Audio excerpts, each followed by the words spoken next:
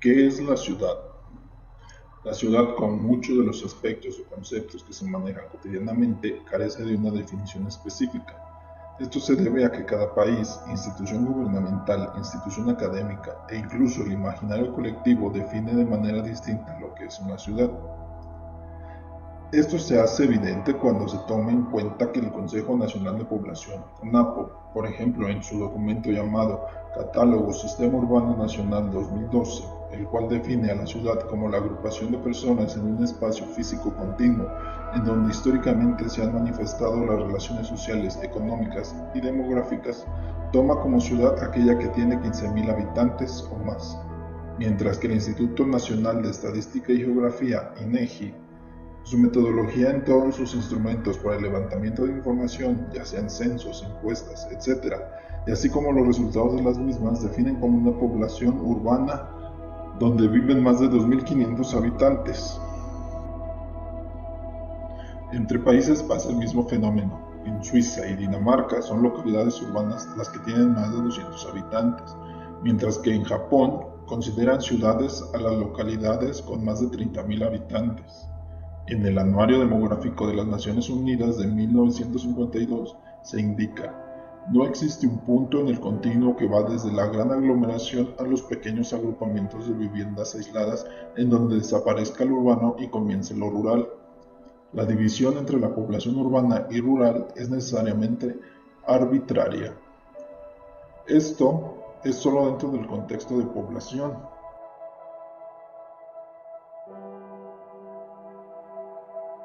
El urbanismo en el materialismo histórico. Para comenzar es necesario presentar a Karl Marx.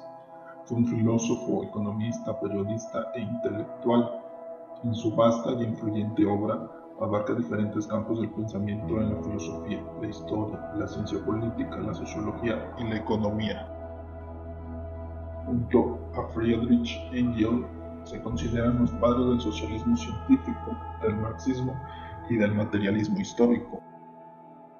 El urbanismo, dentro de la teoría del materialismo histórico, se puede considerar una teoría urbana de izquierda, es decir, una teoría que engloba la sociología, economía, historia, etc., estudiando las desigualdades entre grupos sociales y sus contradicciones en un marco socioeconómico urbano. Esto a grandes rasgos. Para Marx, el ser humano está inscrito dentro de los conceptos de sociedad y economía, dejando en claro que toda la llamada historia universal no es otra cosa que la producción del hombre por medio del trabajo, no es la vida de los reyes o los sucesos de las guerras, sino que la base fundamental es la transformación de los elementos de la naturaleza por medio del trabajo del hombre en productos tangibles, siendo la producción de los bienes materiales la causa determinada del desarrollo.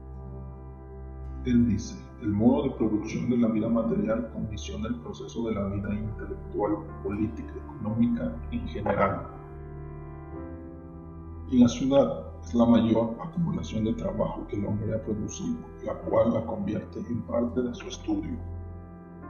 Para esto, las ciudades se clasifican a partir de los distintos modos de producción de bienes. Ellos nunca establecieron una clasificación definida, y a lo largo de todas sus obras encontramos distintas posturas. Según el modo de producción y las relaciones sociales que de él se derivan, así será la estructura social y con ella la conformación de la estructura urbana. Las más conocidas son las siguientes. Comunidad tribal. Se forma por la reunión de varias familias, con escasa división del trabajo y poca productividad. En este punto la ciudad no existe, comienza el proceso de sedentarización, el cual genera el inicio de la aldea. Sociedad asiática. Es continuación de la anterior, no existe aún la propiedad privada. La propiedad está en manos del consejo formado por los jefes de familia, que controlan la propiedad con vista al interés común. En este punto la aldea es un entorno consolidado, tanto que permite la evolución de la aldea a la ciudad antigua. La ciudad antigua. La organización social de la antigua ciudad, como la egipcia, griega y romana, son ejemplos de esta sociedad. Se forma por la agrupación de varias tribus. El poder está en la ciudad, no en el campo. En su origen, la organización social es militar y la propiedad de la tierra se obtiene con la guerra. Junto con la tierra, la propiedad del Estado aparece la propiedad privada. El Estado es expresión de los hombres libres o ciudadanos. Las clases sociales fundamentalmente son la de los ciudadanos y los esclavos.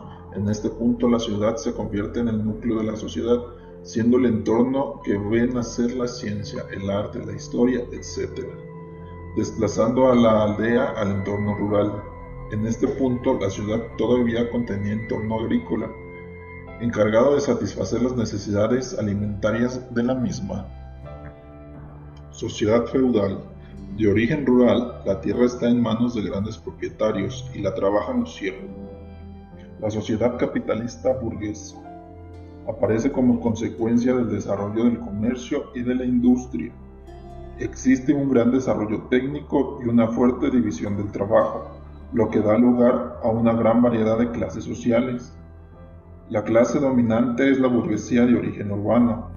La concentración de trabajadores con vista a la mayor producción da lugar a la aparición del proletariado de origen rural. La sociedad capitalista burguesa se puede dividir en tres grandes fases. Capitalismo comercial. Con la aparición de los nuevos mercados y el descubrimiento de nuevos productos y materias primas, aparece y se desarrolla la clase burguesa. Esta etapa está localizada al término de la Edad Media, la cual sería el Renacimiento, en donde la ciudad se convierte en el centro indiscutible donde surge y se transforma el conocimiento humano y la revolución ideológica del hombre. Capitalismo manufacturero e industrial. La producción se hace masiva gracias a la aparición de las fábricas, la especialización de la actividad productiva y la concentración de los trabajadores en las ciudades. La sociedad pasa de ser rural a urbana. Aparece la clase obrera o proletariado. Este periodo es la revolución industrial, la cual viste a la ciudad con un manto de progreso y calidad de vida, ocasionando la migración masiva de la población rural a la urbe. Esto, a mi consideración, marca el inicio de la ciudad moderna. Capital financiero y colonialista. El crecimiento económico de esta época está ligado a la aparición del capital financiero, fruto de la unión del capital industrial, el bancario y bursátil. En este punto la ciudad moderna aparece totalmente consolidada, siendo esta la que concentra todo el capital y la mayor parte de las inversiones del mismo. En este punto la ciudad se desvincula al 100% del entorno rural, siendo la ciudad especialista en la producción de bienes y servicios, y el entorno rural es encargado de la obtención de las materias primas. La idea general del urbanismo es que solo es la construcción de calles, plazas, parques, y se olvidan de todo lo que hay detrás. Esta teoría para el estudio de la ciudad con respecto al medio de producción de bienes y servicios, más allá de darnos una visión cronológica de la mancha urbana, nos brinda una correlación entre la satisfacción de necesidades humanas para la supervivencia, obtención de alimentos y bienes, y la modificación de su entorno o ambiente junto con la ideología social predominante, lo cual nos da indicios que la estructura espacial urbana está ligada a la identidad social de la población, siendo esta manera de estudiar a la ciudad muy poco practicada. Otro cúmulo de teorías son las así llamadas teorías de la Escuela de Chicago, teorías de la sociología urbana. A partir del siglo XX, en medio de un capitalismo manufacturero y con un auge de la industrialización, la Escuela Social de Chicago, también conocida como la Escuela Ecológica, la cual es el cuerpo de trabajo que emerge en los años 1920 y 1930, estudiaron la sociología urbana, es decir, se enfocaron en la investigación del entorno urbano, combinando este con la teoría y el estudio del entorno poblacional que existe en Chicago. Aunque recogía el trabajo académico de varias universidades de Chicago, el término se usa frecuentemente para referirse al departamento sociológico de la Universidad de Chicago. Estas teorías tomaron como punto de partida todos los procesos biológicos reconocidos en el mundo animal, los cuales fueron adoptados al estudio del comportamiento del hombre en el medio urbano. Estos procesos eran los siguientes. Competencia. La competencia por el espacio llevaría a la segregación de los diferentes tipos de actividades y personas en la ciudad, organizándose en estructuras internas. Dominación. El distrito central de negocios se convertirá en el elemento dominante del complejo urbano, desde el momento en que se establezca la competencia entre las distintas actividades por la ubicación en el mismo. Invasión, sucesión. Se produce la invasión de las áreas residenciales por el comercio y negocios, así como áreas residenciales de mayor estatus por otras de nivel de renta más bajo. En Chicago, además, la invasión de una área ocupada por grupos étnicos mayoritarios de raza blanca por otro negro podría ser observado como un ejemplo más de este proceso de filtración y sustitución. Estos principios generales del funcionamiento de la ciudad fueron aplicados en varios modelos relativos a la diferencia interna de la ciudad. Todo lo anterior dio pie a la generación de teorías de la conformación del espacio urbano según la competitividad tanto social, económica y espacial que tienen los residentes de la ciudad y la conformación de la mancha urbana. Son tres teorías principales. La primera de ellas es la teoría de las áreas concéntricas. Fue elaborada en 1923 y se basa en el desarrollo de la ciudad hacia la periferia, desde un área central, en una serie de áreas concéntricas con un uso de suelo uniforme. Las áreas serían las siguientes. Zona 1. Es el centro de los negocios y área neurálgica del funcionamiento económico, social y cultural de la ciudad. Sería la zona de precio del suelo más elevado y con un uso intensivo. Rodeado de este núcleo central se localizaría un área de venta al por mayor, industria ligera y centros comerciales. La función residencial sería mínima. Zona 2. Es una zona de transición que rodea a la anterior. Principalmente sería una franja suburbana, lugar de residencia de comerciantes y otros ciudadanos. Con el crecimiento de la ciudad, el área entraría en fase de deterioro, convirtiéndose en una zona de vivienda de baja calidad, parte de la cual estaría ocupada por los barrios bajos. Zona 3. Sería el área de residencia de los trabajadores independientes. Su población estaría integrada por trabajadores de fábricas y tiendas, con un nivel superior al anterior. Zona 4. Sería el área de las mejores residencias, zona de vivienda dirigida a las clases medias y superiores, de calidad elevada. Zona 5. Sería un área de vivienda unifamiliar suburbana, la clásica ciudad dormitorio. Zona 6. De carácter fundamentalmente agrícola. Y zona 7, la cual sería el área de influencia de la ciudad.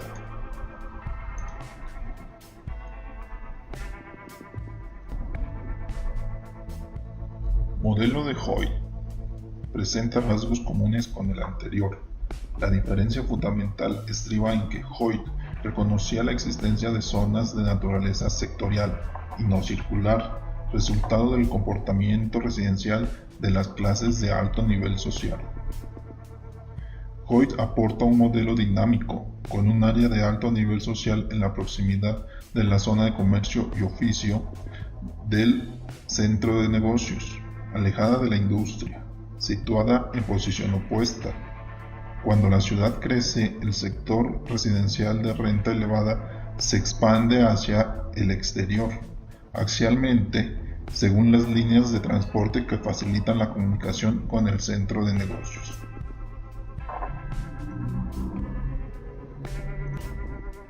Y número 3. Modelos de núcleos múltiples Harris y Ollman. Ellos aportaron un modelo en el cual la ciudad contiene más de un único centro, alrededor de los cuales se pueden desarrollar los usos del suelo urbano. La estructura sería policéntrica. Para generar el modelo tuvieron en cuenta las siguientes variables. El centro de negocios no es el único elemento organizador de la estructura de la ciudad. Actividades similares organizan la proximidad de usos de suelo compatibles. Y hay actividades o usos del suelo que tienen antagonías, por ejemplo, usos del suelo industrial y residencial de clase elevada.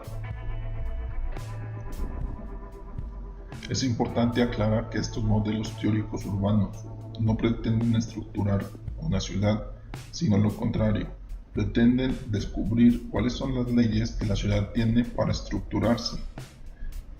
Debemos de contextualizar esta teoría. La ciudad en este momento vivía una época donde el capitalismo y la industria estaban en una etapa temprana, pero consolidada.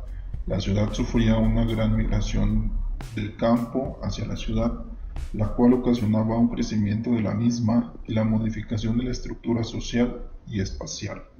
En ese entonces, el concepto de una zonificación del uso del suelo no era muy conocida, mucho menos aplicada al contexto urbano, por lo cual la ciudad se adaptaba a su realidad de manera progresiva y con una escasa planeación urbana y social.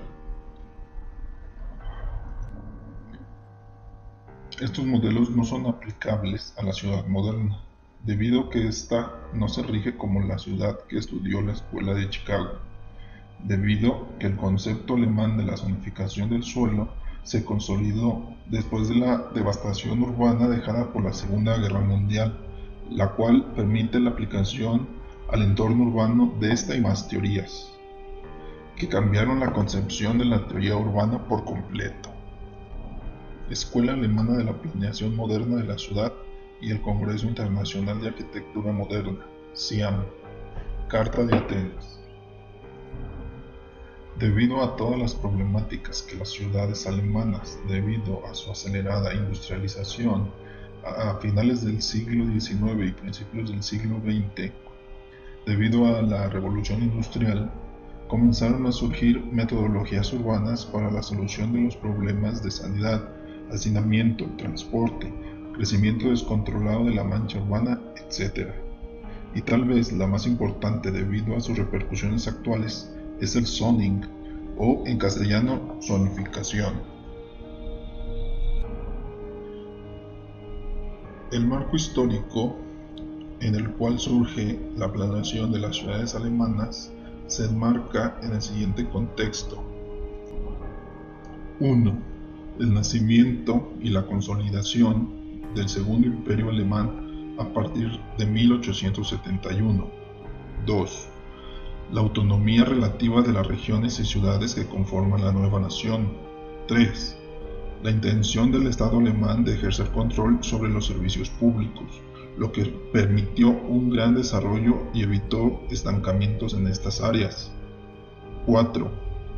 Ímpetu de organizar y mejorar las ciudades medievales para cubrir la demanda y aspiraciones del progreso de la población. 5. Activación firme de las autoridades municipales sobre la tierra, mediante el manejo de reglamentos y medidas impositivas en los ámbitos nacionales y locales.